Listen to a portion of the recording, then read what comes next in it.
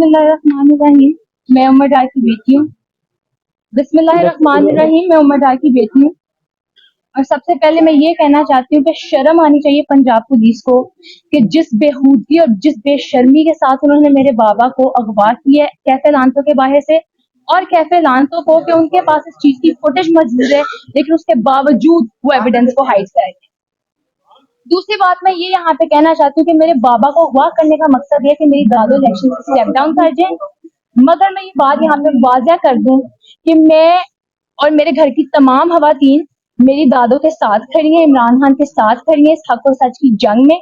ये चाहे मेरे बाबा से स्टेटमेंट दिलवा लें, उनका दूसरी पार्टी ज्वाइन करवा लें, या इमरान खान और पीटीआई का साथ छुड़वा दें जिससे इन्होंने मेरे चाचू उस्मान डार के साथ किया। उसके बावजूद हम सारी फैमिली की खवातीन इमरान खान उनके नजरिए के साथ खड़ी हैं।